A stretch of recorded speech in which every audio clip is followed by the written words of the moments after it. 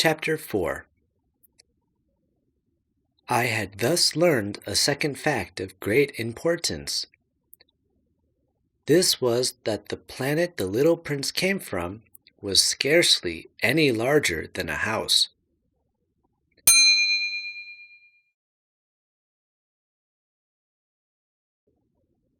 But that did not really surprise me much.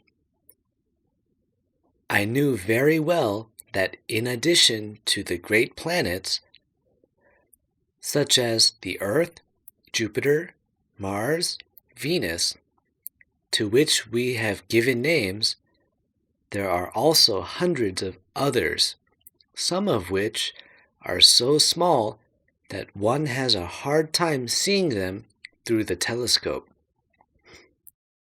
When an astronomer discovers one of these, he does not give it a name, but only a number.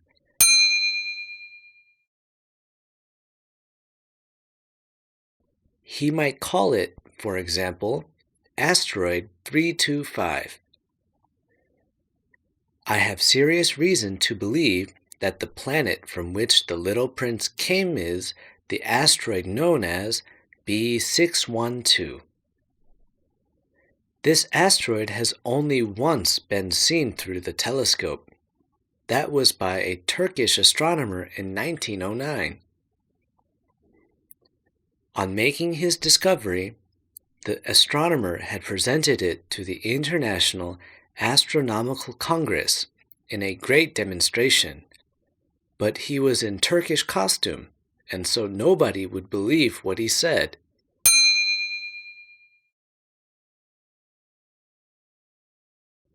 Grown-ups are like that.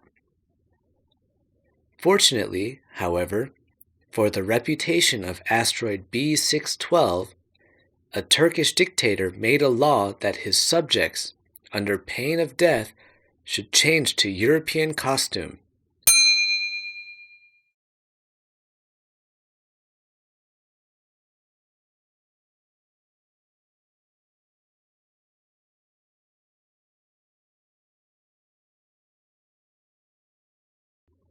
So in 1920, the astronomer gave his demonstration all over again, dressed with impressive style and elegance.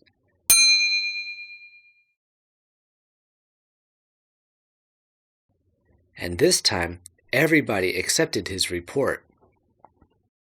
If I have told you these details about the asteroid and made a note of its number for you, it is on account of the grown-ups and their ways. When you tell them that you have made a new friend, they never ask you any questions about essential matters.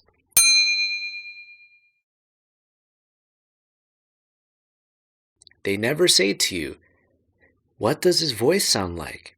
What game does he love best? Does he collect butterflies?" Instead, they demand, "How old is he? How many brothers has he? How much does he weigh? How much money does his father make?" Only from these figures do they think they have learned anything about him. If you were to say to the grown-ups, "I saw a beautiful house made of rosy brick, with geraniums in the windows and doves on the roof,"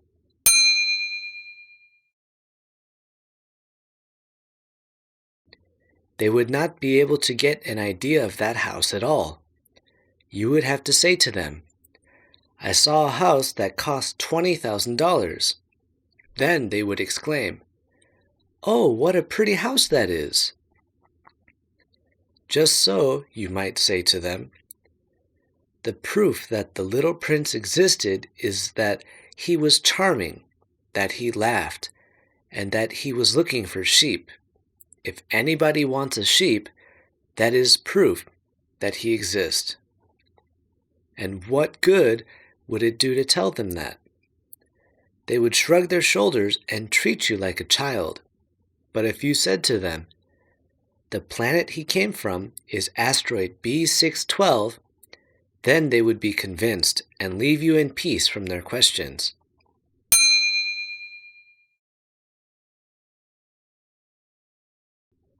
They are like that.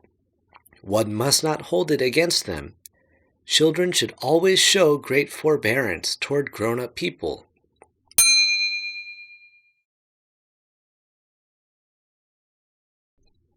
But certainly, for us who understand life, figures are a matter of indifference.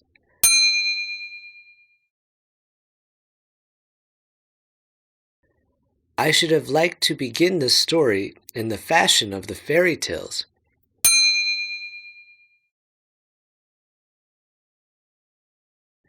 I should have liked to say, once upon a time there was a little prince who lived on a planet that was scarcely any bigger than himself and who had need of a sheep.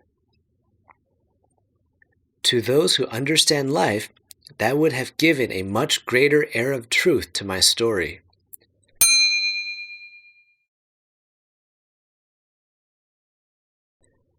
For I do not want anyone to read my book carelessly.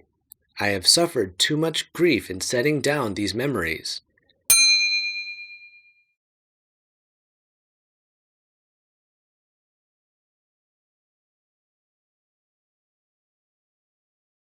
"6 years have already passed since my friend went away from me with his sheep.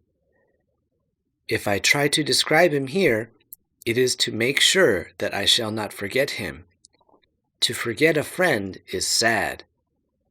Not everyone has had a friend, and if I forget him, I may become like the grown-ups who are no longer interested in anything but figures. It is for that purpose, again, that I have bought a box of paints and some pencils. It is hard to take up drawing again at my age, when I have never made any pictures except those of the boa constrictor from the outside and the boa constrictor from the inside when I was 6.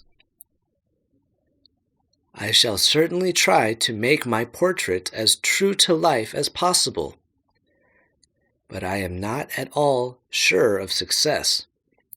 One drawing goes along all right, and another has no resemblance to its subject.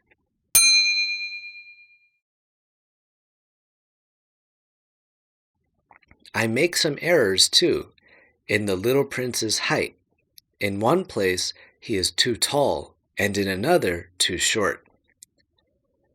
And I feel some doubt about the color of his costume.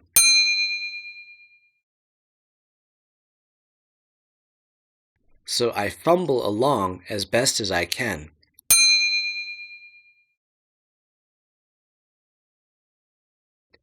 Now good, now bad, and I hope generally fair to middling.